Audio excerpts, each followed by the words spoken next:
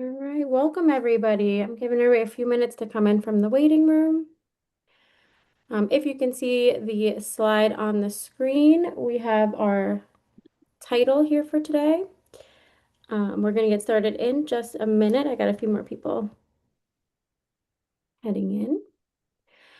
But welcome. We're excited to have you all to kick off our 2026 live webinar series. We typically do this every month. So I hope you'll stay tuned and see what's upcoming.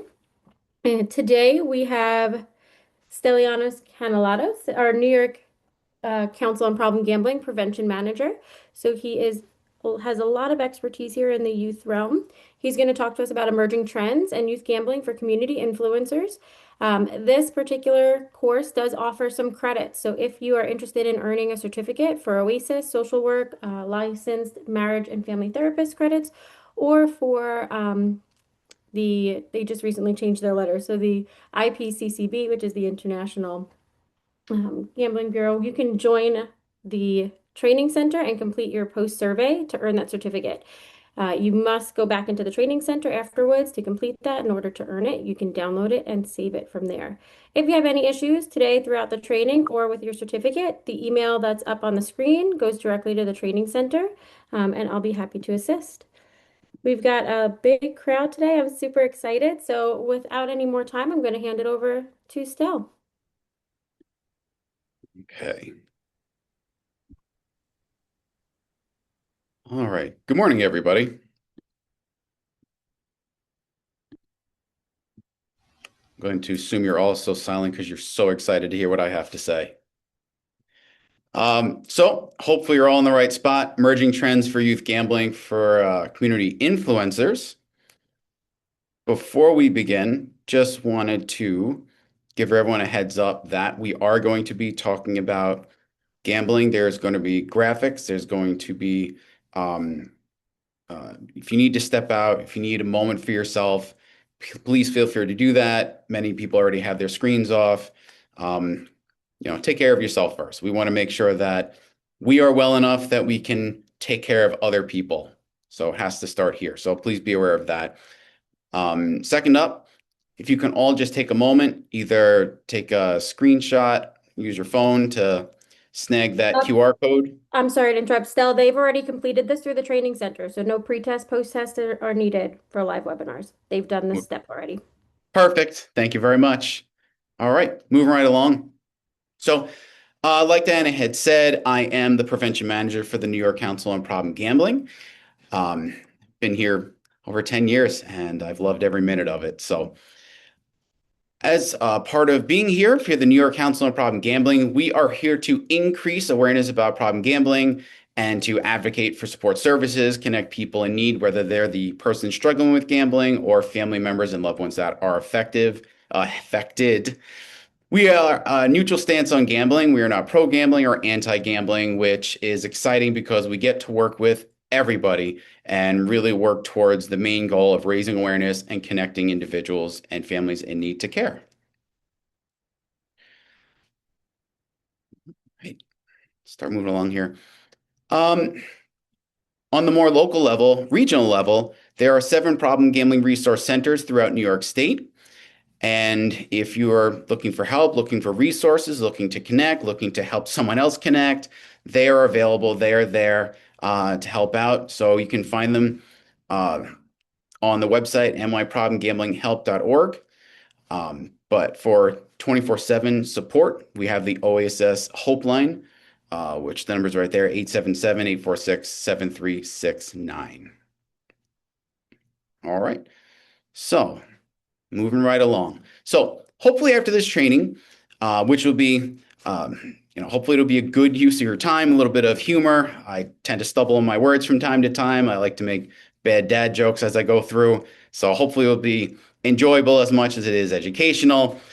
Hoping that you can walk away with at least identifying 2 ways that youth can gamble online or mobile devices, and at least 2 ways that you can take action to prevent youth gambling. Because we can learn everything in the world, but if we don't know what to do with it, the knowledge is useless. So with that said, here will be the path of our training today. So first, we're going to start with WIFM, which is what's in it for me. So just kind of take a minute so you can kind of identify like what is your purpose here? Because everyone's here for different reasons. Could be profession based, could be personal based, but really just to take a moment and think about why would this be important for me as an individual to just kind of help us connect more with the information that's going to be coming up. So then followed by just some basic foundation information, understanding emerging technology, online gambling, casino trends, youth gambling, and then taking actions, resources, and wrapping up. All right. Diana, are you keeping track of the chat? Because I don't multitask well. I can do it. Did I lose you? All right. I officially now have the chat up. So if anyone has any questions, if you want to put it in the chat, I'd be more than happy to answer. All right. So moving on. One more, just again, just to bring to everyone's awareness, there would be little stop signs on the bottom left corner of slides that are going to lead into the next slide that may have triggering images, discussions, whatever. So when you see this slide or this image, I apologize, on the bottom, I believe it's on the bottom left of each slide, that's kind of your awareness like, hey, something might be coming up that could be triggering.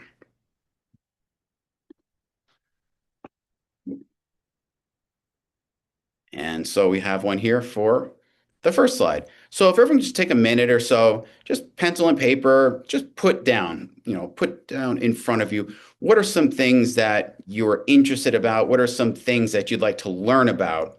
And also write down any questions you have, because as I go through this, you might be able to start crossing those questions off.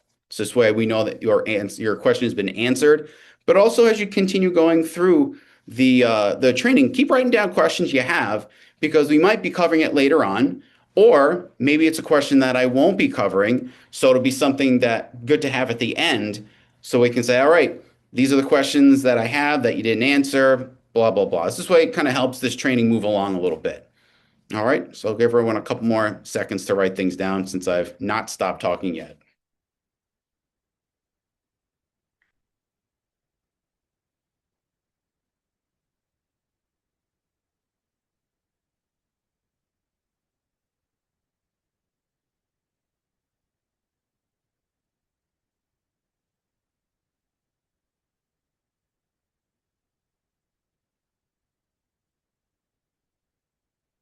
The training today is over at 1 o'clock.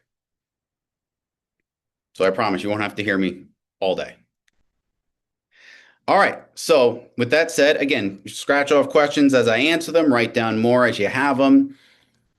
And we're going to move into a video just to kind of give us a little background, a little understanding of what might be going on in some youth's minds as they navigate the challenges of being a youth and being exposed to gambling. So here we go. Every day, my mom asks me what I bought for lunch at school. I tell her a turkey sandwich and a bag of Does anyone see the video moving? No. Okay. All right. I'm just going to move to the next slide because it was being funky. So what this video is going to show is this youth is talking about the fact that his parents are giving him lunch money, but he's not using that money for lunch. He's saying, I haven't eaten lunch in 2 years. So he's taking that money and pocketing it so he can gamble with it later. And I know that's a thing. I haven't experienced that with the gambling part, but my brother used to take his lunch money and he would save a quarter. He wouldn't buy milk. It was either a quarter or 50 cents every day. And then every week or two, he'd have enough money to buy a CD. No one knew where he was getting this money from until finally, my parents looked into it and figured out he's not drinking milk at school. So kids will find a way to get money somehow. They will find a way to get that money. And if they have that money and they are engaging in gambling behavior, they now have access to funds somehow to gamble. So this is why it's really important for everyone to understand youth gambling, what to look for, because it's very easy to do things, especially gambling, where people don't see it. Even as an adult, if someone's gambling on their phone, you might think they're just texting. If they're in a conference, maybe they're answering emails. So someone who's gambling on a mobile device can do it anywhere without anyone really suspecting it. And I don't know about you guys, I have kids and they want to be on their phones all the time. So it's really important that we understand this information. Now, there are a ton of things that make gambling, internet gambling, attractive, especially to youth and adolescents. And the really big thing is the colors, all the advertising, the colors, the different types. It just gets so overwhelming. They're so saturated with all this information that it can very easily not only get overwhelming, but seem normal because everything else in their life is chaotic. And there's messages like, my youngest daughter, she doesn't get ready in the morning for school unless she's got one or two friends on FaceTime. So they just constantly have media coming, whether it's, that advertisements, activities. If they're on social media, they're getting ads with friends and pictures, and it's just constantly going. And whatever they see most often, they're going to believe is normal. One other thing, especially when we're talking about advertising. So my mother believes in no other paper towels except for Bounty. There's nothing else, there's no reason. But that's because Bounty paper towel commercials were on constantly when I was a kid. So she got bombarded with advertisements on TV because she had TV on all day because she was a stay-at-home parent and that's just what she enjoyed doing in the background. Got it so many times that she refuses to use anything other than Bounty. So if she comes to my home, she has to bring her own paper towels if it's not Bounty. So this is what we're talking about when someone is so oversaturated with any type of media, they're more likely to believe it, to think it, to have it as part of their life. So again, this is just something else we need to look out for. But we're going to take a quick step back just to do a little bit more foundation. Okay. So as of most recent research, 23% of New York State youth grades 7 to 12 have gambled in the past year. It's a pretty big number. We can flip it though, make it feel a little bit better that only 77% of kids are not gambling. So what I always take from that is there's a large pool of students that can act as peer leaders and role models as part of what we can do to raise awareness and get, people, especially youth aware, like, let's stop doing this. This is not good. And teachers involved to make sure we are empowering youth to make the better choices for themselves. So hopefully we can do things to turn that 77% into 80% and even higher with the work that we do and the great things that you guys do. And hopefully we'll take this information into, what you do in the world. 30% of students said it was easy to get involved in gambling. I think I just mentioned that. Mobile sports, getting money. If kids want to do it, they'll do it. I don't know if everyone else remembers what it was like to be young, but there's not much that would stop me from doing something that I wanted to do. 65% said their preferred time to gamble is on the weekends. Well, that makes sense. That's the only time that they have 100% kind of to themselves. They're not in school all day. That's their free time, And the ways that they're gambling, bingo and raffles. I love that one's on the top. And that was always in the forefront of my head, but with the research, it just made it so much more obvious that most people don't even think about raffles as gambling. That one's the best one. If they're at a sporting event, almost every high school football game or basketball game, there's somewhere where there's a 50-50 raffle. That's gambling, right? If I buy a sleeve of tickets for $5, there's a chance that I can win half of that money back if my ticket is picked. That's gambling, right? We're going to go through the definition in a minute, but I'm putting money, risking something of value on the chance to win half of the proceeds. So that's gambling. And if adults don't know this, how are youth supposed to know this? That's why we need to learn more about this. Games of skill, lottery, think about scratch offs people put in their holiday cards potentially. And then, so this research is from a few years ago, and a lot of things have changed. So video games down at 35%. With the changes in technology, it could definitely be higher than that, but we won't know until more recent data will come out, which will be very exciting to see. All right, so almost lastly here, 82%. Oh, sorry. Over 80% of young adults age 18 to 24 go online most often via their phones. 55% spend 4 to 6 hours per day online, and 60% are using internet from 7 p.m. to 1 a.m. So I promise I won't read every slide, just so everyone knows. That'll be just be boring for everybody. But kids are on their phones. They're on their phones. They're online. I'm definitely guilty of it as an adult. I don't spend 4 to 6 hours, just surfing things. I am on my computer all day. So even checking emails, things pop up, especially if I'm doing some research and I'm trying to Google some information, I'm going to see ads pop up. There's going to be some things that continue to come out. So it's really important for us to realize how much time kids are spending on these screens and what they're actually doing. So, and we'll talk a little bit more about what we can do as adults, as caregivers, as parents to help reduce access and empower kids. So, overall attitudes, people that started online gambling did not have a bad experience the first time. That doesn't make sense, right? If I put my hand, ask somebody for, I don't know, money, and they smash my hand with a stapler, I'm not going to put my hand back out there. Same thing with a pot of boiling water. If I touch that pot of boiling water and it burns, I'm probably not going to touch it again. But if I touch it, it's not too hot, it's cold, it doesn't hurt, I'm more likely to do it, right? These are just silly examples. So if someone enjoys something the first time, they're going to be more likely to try it in the future. I hate roller coasters because my first experience was terrible. I was terrorized. I still remember it.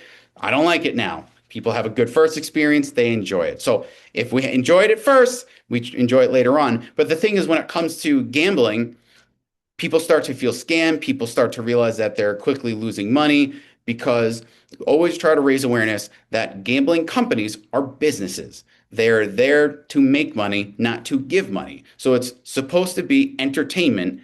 And again, that's one of the things we need people to be aware of. So one of the biggest things is the suicide rate. So, of all addictions, gambling has the highest rate of suicide. Why, you ask? Great question.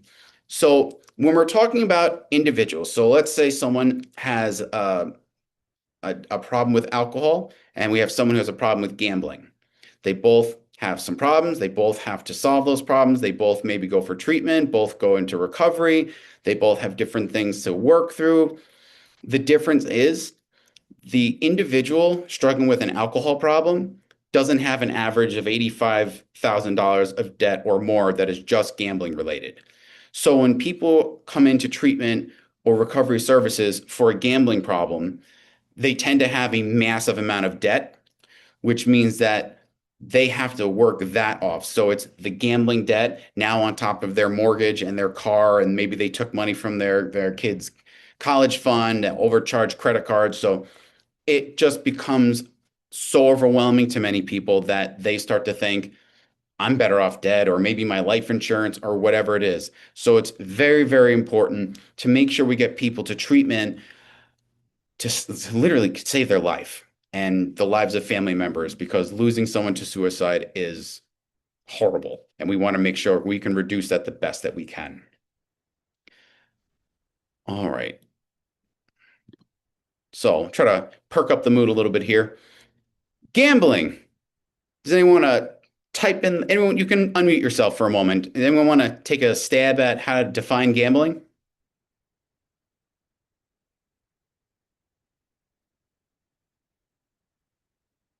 That's okay. I'll do it for you. I've never done this before. It is risking something of value on the chance of a reward, right? So we want to make sure we can bring it down to the simplest definition. Risking something of value for the chance of a reward, right? So people are risking something. And the chance is a thing that people can get most tied to, the chance that something could, that's the excitement. That's where the adrenaline can start to pump. So we'll tie a little bit back to that in a few minutes. But now we have that definition, that foundation, that definition foundation. And I'm going to take a step to the different types of gambling. Does anyone want to type in the chat? What are some types of gambling people can engage in? So I'll give everyone a minute, start throwing some ideas in the chat. Oh, Jeff, thank you very much for putting that in there. Yeah, your definition is actually Awesome. Slightly different terms. Great job. All right, these are sliding in now. All right. Games of skill, mobile betting, sports betting, iCasino, pull tabs, lottery, scratch off, lottery. Oh my goodness, going so fast. Raffles cards, raffles, loot boxes, skins, particular markets, casinos, card game. Oh my goodness, Nicholas, you got them all here. Card game, slot machines, mobile sports betting, horse racing, raffles, wagers, prediction markets, crypto stocks, video lottery. Wow, you guys are all paying attention. This is great. All right, I'm gonna that list just keeps growing. I'm gonna step away from that for a minute so we can keep going. But if we're just gonna make it simple, this list I would say probably includes everything people have here. I think office pools maybe wasn't there, but a lot of that other stuff can be there. Games of skill. Yeah, I think you guys nailed just about all of them. Dice. I didn't think I saw dice. Insurance. That's an interesting conversation, Dylan. I'm going to think about that one. So there is a wide variety of ways for people to gamble, but internet gambling actually includes all of these things, right? You can do just about anything on the internet now, which is super cool and super terrifying at the same time. So again, just being aware, understanding what kids have access to, we can't make changes or empower them if we don't understand. Now, let's say someone wonder to themselves, well, where do I fall on this gambling behavioral spectrum, right? So what is it? People on the left, no gambling. You've never gambled. They're not gambling. They're still on the spectrum because one day they might start to gamble, right? So maybe they start moving towards the middle, responsible gambling, blah, blah, blah. Okay. But life happens. So death, divorce, empty nest, losing friendships. All of a sudden, maybe some of these things really start to affect someone and they choose to gamble more often to kind of escape their stress or deal with what's going on.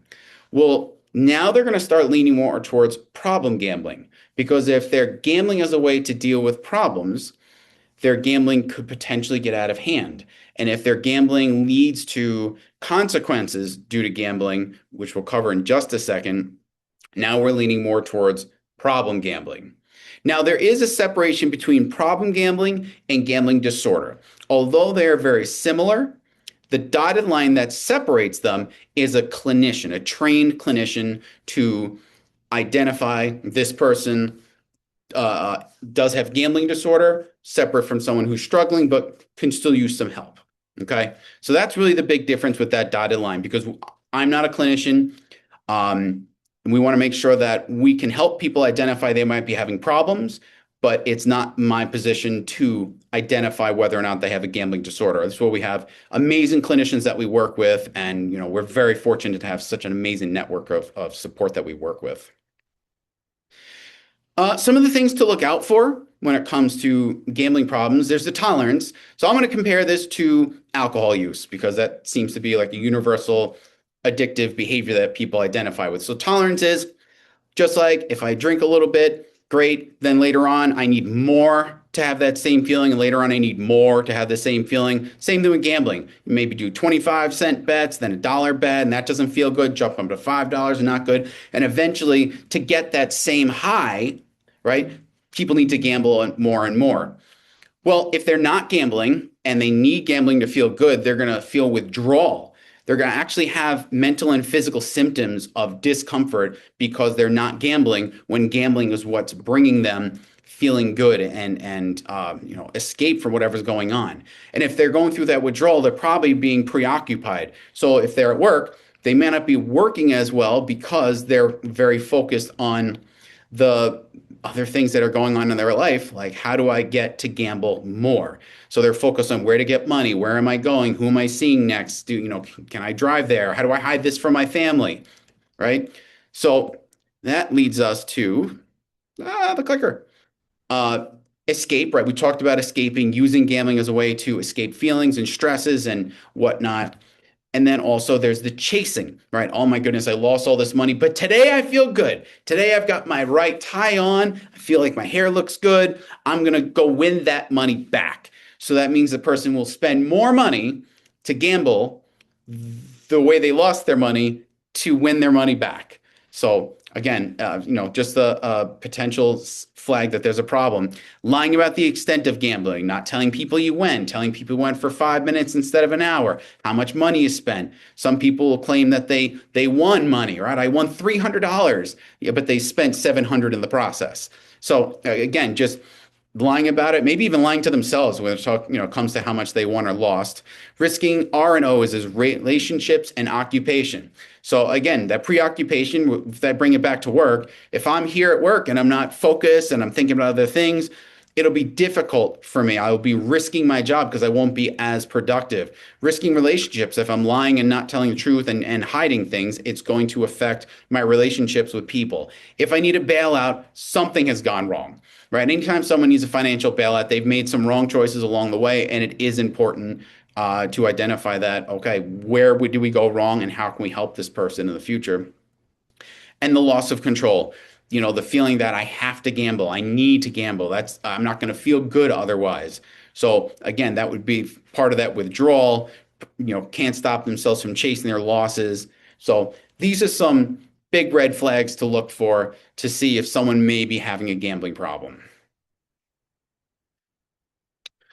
So emerging trends and online options, people are putting money at risk other than traditional gambling, which is true because especially with the changing technology. So those are computer and that's the first Nintendo. And from there, we've had major changes and advances and all these different types of technology. I always tell people, if you told someone in 1998 that in 10 years you would have a square that you can hold the palm size of your palm and watch movies. Anywhere there's connection.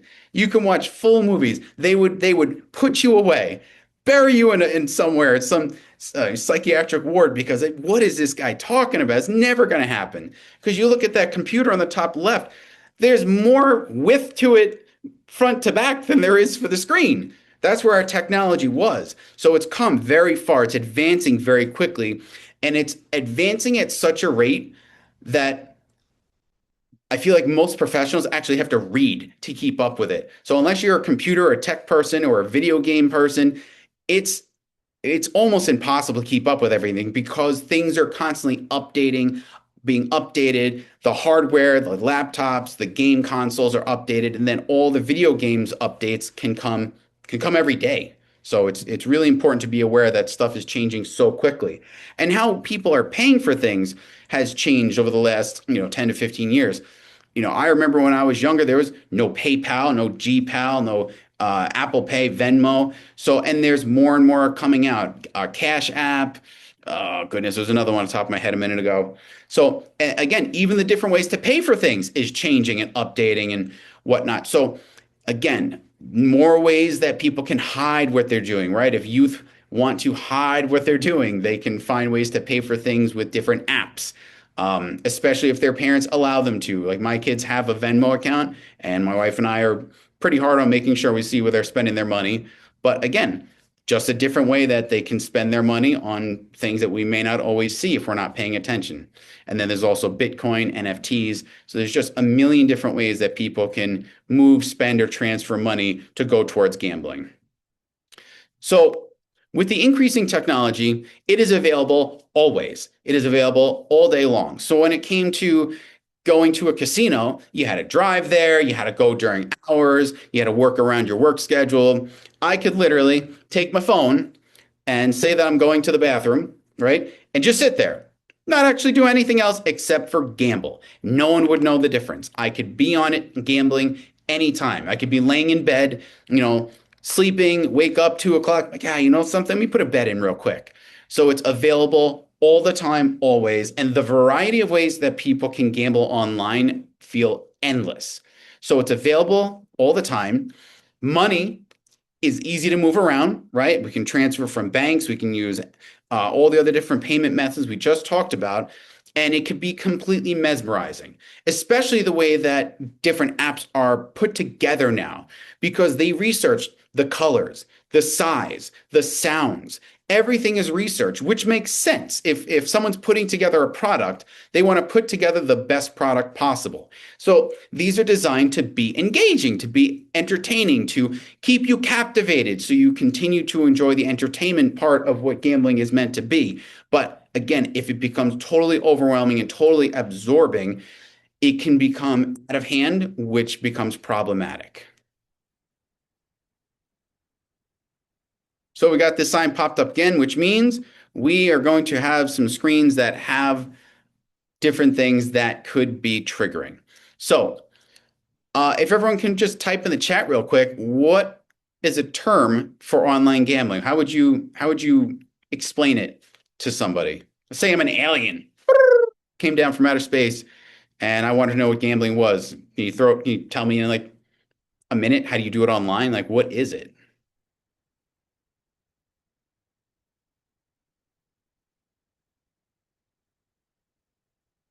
There we go.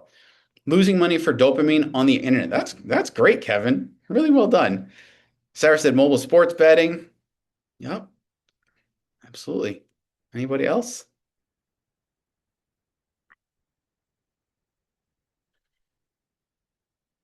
Betting for a chance to virtually, not in person, using an app or website to risk money on the chance of winning something back. Yeah, these are great. I'm going to keep it even simpler for you. Faster way to lose your shirt without moving off the couch. Oh, that's good, Jeff. I appreciate that. A little humor to it. Really simple. It is a way to risk something of value, the chance of a desired result online, right? Keeping it very simple. And so we're going to talk about different forms of online gambling, iGaming, things of that nature. So the first thing is online casinos.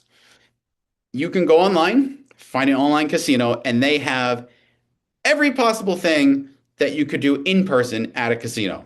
Everything. They have everything and probably more options because there's only so many slot machines that you can put in a building.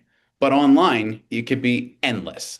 And it also covers a lot of traditional table games and other types of abilities to gamble, and it's all online. So it's again at the touch of your fingers. You can get to it, you can see it. So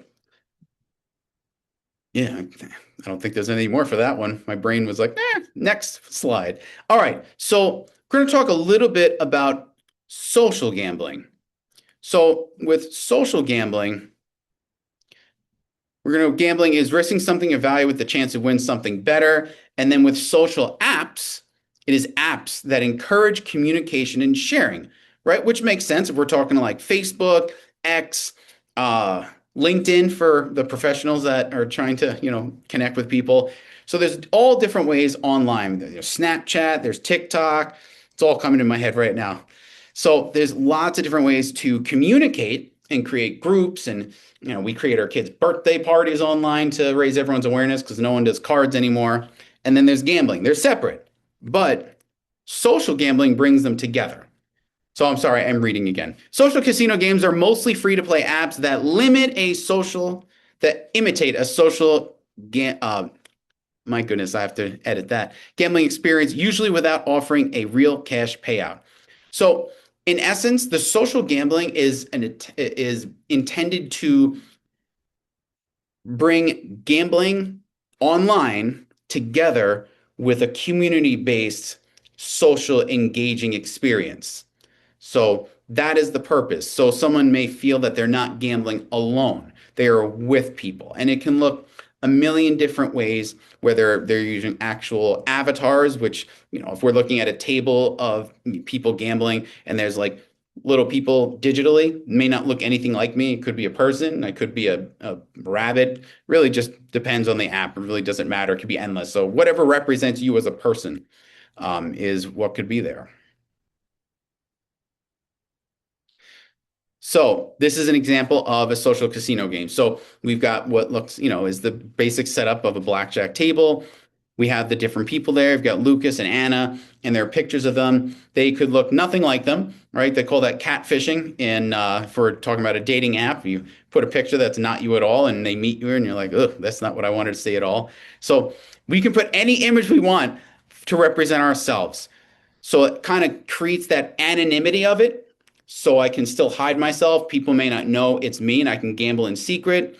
Maybe I'm just trying to be funny and I put a different picture up, but it allows me to engage in gambling at home or wherever else with also feeling as if I'm part of a small community. The amount of TikTok lives that do mystery scoop or bags. Oh goodness, yeah, and yes, Taylor, did I read that? Taylor, absolutely. And then even LOLs when those were big, just popping open those balls. My kids would watch that for an hour. I'm like, this is not good. All right, so why should we be concerned with social casinos? If you want to drop it in the chat real quick, any ideas you have? Why should we be concerned? And I will drink water.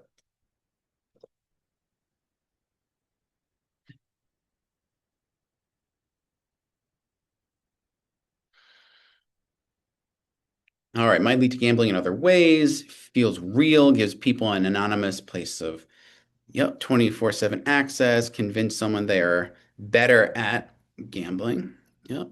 Potential for younger youth to begin gambling. Yes. Sarah, I love how you've connected it. We're bringing it back together here. Introduces the games. Yes, absolutely. So if someone's gonna go, did I write on this? How do I stop that? Oops.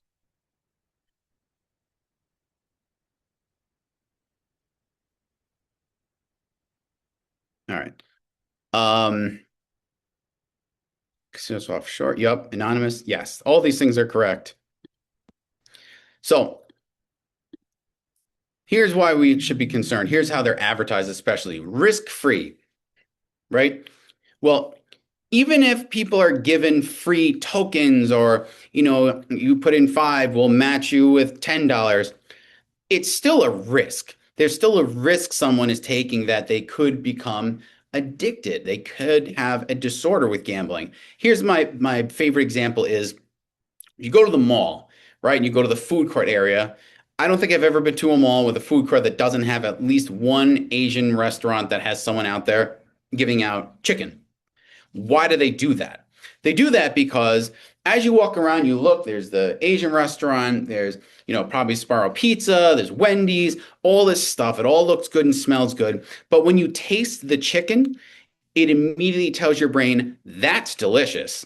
I want more of that. So by getting this free chicken, you're actually much more likely to turn towards that restaurant section and purchase that. Same thing with this risk-free. when we get something and it will guide us more likely to do something like that in the future. Freemium. So freemium is if someone gets a game for free, right? They can later on buy more. So for instance, if I'm playing an app and, I run out of lives or something, I have 2 lives a day, but I can buy a life for $1 to play again.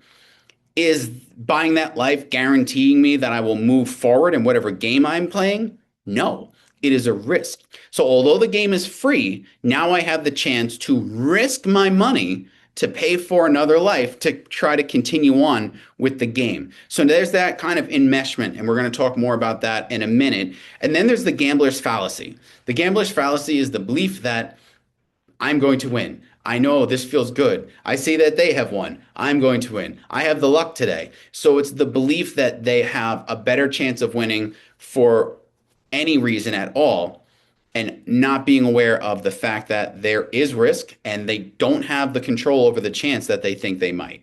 So that's where the gambler's fallacy is. Hope you guys are writing questions and scratching them off as we go. All right, so we've got day trading and retail investing apps. Investing is risking money, right? If we're talking especially about the market in general, it goes up, it crashes, it goes up. So someone who's going to put money in, especially on day trading, all right, I'm going to put this in. I feel like I know what's going on with this company. I'm going to put a little bit in here, and then I'm going to take it out over here because this made money. I'm going to take it out because I don't think they're going to make more money today. So I'm going to put this over here, but here lost money. Oh my goodness. And this one is going to get, so this, the belief, there's where the gambler's fallacy comes in is I know what's coming up. I can predict it all. I can beat the system. And when people start to believe that, they stop to realize that it's all a risk. Someone putting into day trading, they're risking their money on a chance to get more money, right? But it is a risk. So we want to make sure people are aware that this is gambling. So a lot of people see the stock market is not gambling, but it is. I'm putting money hoping that my money will keep on growing, right? We don't want the 2008, we don't want the stock market crashes. We're always assuming it will go up, but there's always that chance. Daily fantasy sports. I'm going to assume everyone's heard about these, but I always enjoy talking about this. Daily fantasy sports are the best because people have been doing daily fantasy. I'm sorry, people have been playing fantasy sports, especially football, for many years. The difference is it took an entire season, which I believe is 8 to 10 months. I'm not a football guy. So, but if we're talking about 8 months, it's a long time for someone to get to that point where they win money or lose money and get that excitement. It's once a year. Whereas daily fantasy sports takes that year-long experience and slims it down to a day. So that means every day people can build their fantasy team, and it doesn't have to be just football. They can do a football, NHL, a baseball. I have no idea what sports overlap, but let's assume they do. That means I'm playing daily fantasy sports for 3 different sports all day. So it brings it to an immediate excitement, immediate response. So that can become problematic. And then we also have mobile sports betting. So when mobile sports betting came in, now people can gamble on sports, whether or not, the Clippers are going to win, the Dallas Cowboys, whatever it is. And now they're also introducing in-game gambling, which means you're watching the game and you can decide, I think the next play is going to be a running play. And then that runs. So those keep popping up. So not only are you betting on the game today, you're also betting on teeny tiny pieces all along the way, just building that excitement all the way. So it becomes extremely engaging. And also, now it also includes esports as a sport to gamble on. So we're going to now bring together gaming and gambling. Okay. So we already know the definition of gambling. The definition of gaming is playing a game for entertainment, just there to have fun, right? I'm not going there to win something, lose something. Really, the only thing if I play a game against somebody is I want to have bragging rights and do a little trash talk. But outside of that, it's just for entertainment. It's just for the fun of doing it. But as we bring them together, oops. Okay. As we bring them together, we see how they combine to now have the option to risk valuables in hopes of an enhanced experience. The previous example I gave earlier about the lives and paying $1 for an extra life, that's what this is talking about. The risk to risk something, hoping that the experience will get better. So let's look at a more concrete example. I'm not sure if everyone has heard of loot boxes. They're becoming more aware to people that are older, like me, or older than me, because I'm not a huge gamer anymore. I've got, a house and kids and life, car that breaks down sometimes. So having a lot of time to play video games is not always on the docket for me. So I wouldn't really know necessarily what loot boxes were. So loot boxes are something digital. You can't actually hold them. Like I held my phone, but I can't hold something digital. Loot boxes are something you purchase. So it looks like a little chest or it can look like a box. Every game has it looking different. So let's say I pay for 2 loot boxes. That's $1.99. And I open the box because I hope for the chance to have something amazing. So it pops up. This box can have garbage. The second box open up has great stuff. Oh my goodness, this is the best box I could have got. So I tell my friend Joey, I said, Joey, I got a box, 2 boxes, I got great stuff. So he says, I could do that. So he buys 2 boxes, just gets junk. Buys 11 boxes, still getting junk. Buys 24, still getting junk. That's because there's an algorithm built in. There's an algorithm that will decide whether or not someone wins. Just because I won on the second box, he can buy 100 and get nothing. So it's important to realize that there is a built-in algorithm, just like there is an algorithm built into digital slot machines or slot apps. All that stuff has a built-in algorithm that decides whether or not someone's going to win something. And I also try to explain to youth especially is if I have 10 boxes, right? I bought 10. If I got nothing on the first one, it doesn't mean that I have a 9 out of 10 chance or a greater chance because every single individual box is its own gambling experience. Like flipping a coin. If I flip a coin, I got heads. It doesn't change how often I'll get tails next, right? I can flip and get heads and get heads and get heads and get heads and get heads. Doesn't mean the next one is tails. The coin is not keeping track of how many times it lands on heads. So this is kind of how these loot boxes are working. So one of the reasons why these are problematic is there's social proof. So if I tell someone I opened a box and I got something awesome, and then we're playing a team game and they see that I have it, that person now has proof. I see that Joey has this knife, the knife that I wanted. I see it. I know it exists, so I'm going to try to get it. Well, I really want it because no one else has it except Joey. Scarce, kind of like a Lamborghini, right? Lamborghinis are expensive because there's not that many of them and how they're built and blah blah blah. But when I see one, it's not like watching a Toyota Corolla drive by. I see a Lamborghini, it's going to catch my attention. Like I want that. Not many people have it, and that can lead to paying different prices for things. So I'm going to kind of take us out of the digital world for a minute. Dynamic pricing. So I live in a small community.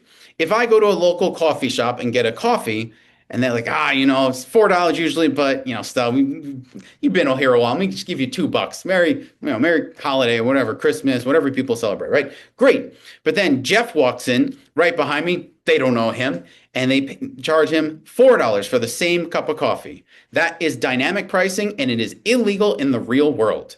In the digital world, there's no law. So Jeff can go online. Let's say Fortnite. I figure Fortnite, everyone's got to heard of that. So he's going to buy a skin. He wants his character to look like a banana, right?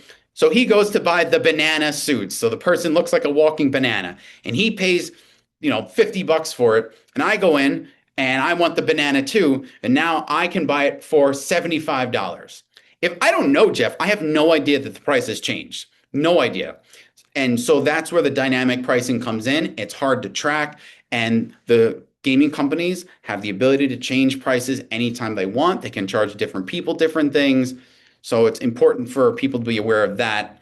And then variable ratio payout, which is what I described earlier as to how many boxes it takes to win something. Well, there's not a specific number of boxes. The variable ratio payout means this box may not pay out anything. This one could pay out something great, but it's varied. You can buy 50 loot boxes and get, 20 great things, or buy 100 loot boxes and get only 2 and everything else is junk. It just varies. It's a variable ratio payout. All right. And then there's esports. So for anyone that doesn't know what esports is, this particular image was selected because it is not an actual sport image, right? It's not soccer. This is a little alien creatures shooting at each other. I don't remember exactly what this game is. I should remember that now. But what it is, esports is anything that is competitive in video games. So if you can play an online game against somebody else and you do it as a tournament, as a game, that is an esports, something that can be managed just like a regular sport. We've got football. So there's different football teams and they all play each other until we figure out who's the better team. And then you've got the final match. Same thing happens with esports. We've got teams of people. They all have, work together. They beat each other until they get the last 2. It becomes like a tournament, esports. So, and esports could be traditional sports based. It could be based on a football game, could be based on a soccer game, but it's not just those. It could be war games. It could be really any video game that can be considered competitive. Okay. So why are youth at an increased risk? Their brains. Their brains are on fire. They're going crazy. They're changing and constantly maneuvering. So I don't have high school kids yet. I've got an 11 and a 12-year-old, and I can't keep up. Matter of fact, I had so much trouble working with my 11-year-old when she was 10 that I was given a book called How to Hug a Porcupine, Parenting the Preteen Years. It changes so quickly. They go back and forth. But realistically, that's what they need. That's the important part of their brain development because they have what my wife and I have taught them and what we've shown them, and this is good and that is bad. And we've created kind of a platform, but now they're getting older where they want to try things and they're going to push boundaries. And they have friends, but then they hate this friend, but now this is their best friend, and those friends, we don't like them anymore. And he's the most handsome person. I'm gonna date him. And then, oh my goodness, he's a loser. I don't like, just all over the place, right? I'm doing good in school, bad at school. I hate this person. I love that person. And the whole reason is their brain is just gathering as much information as possible. But as they go through maturity and they get a little older, the things that they have collected that they think are good and bad will start to solidify. So the brain will chop off the stuff that they don't like. It'll chop out the stuff that aren't important. Like I can't remember all my high school friends' phone numbers anymore. It's not important. So the brain chop that right out. It's not enough space for that. So what ends up happening if someone chooses, if they're gambling and they like it, as they're getting older, the brain will keep that in as it matures to say, ooh, I like roller coasters. This is fun. Well, I like gambling too. Let's keep this here. And those things will start to become ingrained, which really increases their risk for having problems in the future because as they look for entertainment and fun, that will be one of the things that they think of because they already started as a youth. So there are consequences to youth gambling. I'm going to try to make a quick story out of this. Ready? Woo, here we go. So disruptive relationships. Well, if I started gambling as a youth and I'm trying to pull away from my parents and maybe I'm not hanging out with the same friends anymore, making different friends that may not be good for me, well, that can happen. And especially if I'm hanging out with new kids that are involved in other risky behaviors, I might be skipping school a little bit, may not be doing as well. Well, if I'm happening to do that, I might start having anxiety because I don't know what I'm doing next, don't know what the future holds because I have these new friends, not sure what's going on with those friends. Maybe I need some money, which means I'm going to start leaning on crime because I might need to steal money to make money to gamble. I might have been borrowing money and I'm not repaying money. So I've got all this stuff going on, way too much to go on. So now my academic performance is starting to slip because I'm leaning on crime. I have high anxiety. I'm not going to classes and I've got these friends that aren't really, helping me out at all.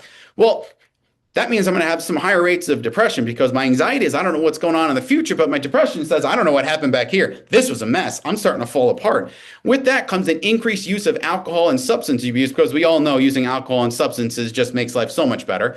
So now there's a potential of using multiple addictive types of activities, which is now going to lead to poor general health. Well, obviously, if I'm poorly using alcohol and other substances, I'm feeling depressed and leaning on crime. That means I'm probably not taking care of myself. I'm not eating healthy. I'm not getting good sleep habits, which is going to lead to potential for addictions because if I'm using alcohol, gambling, and other substances to reduce my stress and discomfort, and I have more of it, that means I'm going to use more of this to try to make this feel better. And it's just going to pile on top of each other, which leads to bring us back to the increased risk for ideation and attempts of suicide.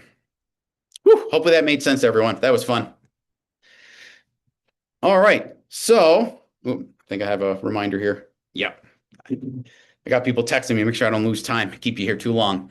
All right. So, taking action. I will try this, but if the video doesn't work, we're going to skip right through. So, here we go. Touchdown. This one's over. Hey, hon. Can everyone hear that? Okay. Perfect. Touchdown. This one's over. Hey, hon. How's the game? Great. I'm gonna win today. What do you mean you'll win? In my fantasy league. I've been meaning to ask, do you and your friends play for money? Yeah, but it isn't much. Honey, even if it isn't much, it's gambling, which can get way out of hand. Can we talk about that some more? Okay. Underage gambling is a risky behavior that can lead youth to negative consequences, including poor academic performance, substance use and abuse, anxiety, and even addiction. It's vital to make these consequences clear to your child and to stop underage gambling in whatever form it takes. I'm sure it isn't fun for you to hear this, but I'm telling you because I care. I guess I just didn't realize fantasy football was gambling before. So I think that really, hopefully that was, good break from hearing from me the whole time. But I think that very end is, for me, one of the more important parts is they may not realize what they're doing is gambling because adults may not realize it's gambling, especially when we use different terms like gambling and betting and wagering. right? So all those different terms mean the same thing, but different terms can throw people off. Just like if I am gonna play a game, even if it's not gambling, it's a game, and I go in and I put money into it, if it changes it to tokens, now I don't know how much money I put in anymore. It's going to separate. It's going to be a different term, a different transition. So, it's very important that we help people, even adults, be aware that there's different terms, but they all kind of mean the same thing. And there's a lot of ways to gamble that people are just not aware of. And the other great thing is this parent did not freak out and yell. She just said, let's sit and talk about it, right? We don't want to scare kids off. We want to make sure we meet them where they're at and create an environment where they're safe, where they feel comfortable talking. Uh, I have the most uncomfortable conversations with my kids all the time, but it's because I've created an environment where they will talk to me about things. And trust me, they ask whatever question you think I'm referring to right now, they have asked it. Every question at this point. But I've created that environment where they will talk, and that's really a huge piece of it. So, signs that youth may be engaging in gambling, they're begging for money, bragging about money, interest in things, unusual things, absences, new items, change in personality, and then some things to look for: displays of money, borrowing, earmarking, withdrawing, forgetting things. So, individually, all these different things are not, you know, definitely have to do with gambling, but as we piece them all together, just like if someone is in an abusive relationship, this situation on its own, not a huge deal. But as we start to piecemeal all these different things that are going on, then we can start seeing the actual picture and say, okay, this is not good. We need to start taking action. Um, It's also important for people to understand probability and odds. So if they're not aware that if I flip a coin and get heads 3 times, that I don't have a better chance of getting tails, if they don't realize that, they're not going to be able to make the most educated choices, especially around gambling, which means they can engage in gambling in an unhealthy way. And then it's also important to understand we need to do counter advertising, not to get rid of everything, but to at least let people know, like, hey, we understand gambling opportunities are out there, they're available for adults, but we also need to send messaging to say, listen, this is why it's not good, especially for youth. Here's some things you can do instead. There is a large opportunity to have options for people to do other than gambling, especially kids. I always talk about this. I can yell at a dog for chewing a shoe, but if I take the shoe, I don't replace the chewing. I have to put something else there for the dog to do. So we can take away gambling, but we have to make sure that we have other things for them as well. When it comes to healthy skills and alternatives, we want to make sure they have the skills to cope with different struggles and stressors, the support of socialization, role modeling, and recreation. Let's make sure they have like a balance of activities, different things they can do, whether it's inside, outside. I try not to take my kids' screens entirely because it disconnects them, makes them mad. But I do like to have that balance because I like to have that balance. So I feel like I can't take something from them that I enjoy as well. And then there's a ton of resources. So the PowerPoint is going to be available, or it is available. So I'm not going to leave this slide up, so you guys can always go back to get it. But it is important to highlight the Hope Line to make sure that we can connect individuals and families who are struggling. The Hope Line is a 24/7 service that when identified that you have, if someone is identified as having a gambling problem, they will reroute them to the correct place to get the support they need. As I said earlier, the problem gambling resource centers, they exist only to connect people to support services and care for gambling problems. And again, could be the individual struggling, loved ones, or family as well. And there's the email sign up here, and I'll leave this up and ask if anyone has any questions, because that would be the conclusion of me talking. So if everyone wants to just check your list, cross out any questions I answered, but if you have any following questions, you can either put it in the message box or just unmute yourself now and call it out. Be happy to answer any questions.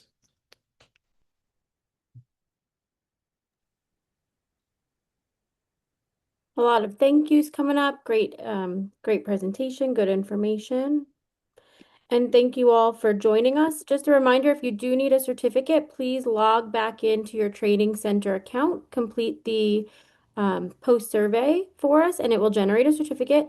And even if you don't need a certificate, completing that survey after any of our trainings gives us some really great feedback to continue to build our training center and meet your needs. Um, some more great job, thank you. Wonderful kickoff, Stell, for our 2026 webinar series. Got to set the bar high. Got to make sure everyone else struggles to keep up.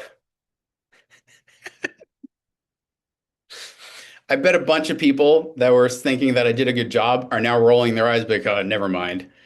Never mind. He's got too much. He feels too good about himself. We got to chop him down a little bit. But thank you everyone for being here. Having all this knowledge is useless if I don't have someone to share it with. So I appreciate everyone being here and putting the time aside. Awesome. Thank you. And again, the resources and the copy of the slides are in the training center. Your certificate is in the training center. Great presentation. I'll have to get a banana costume, I guess. So Obviously, everyone needs a banana costume. a little comedy to lighten your Tuesday today. Um, Absolutely. awesome. Thank you. Have a good day, everyone. Bye, everybody.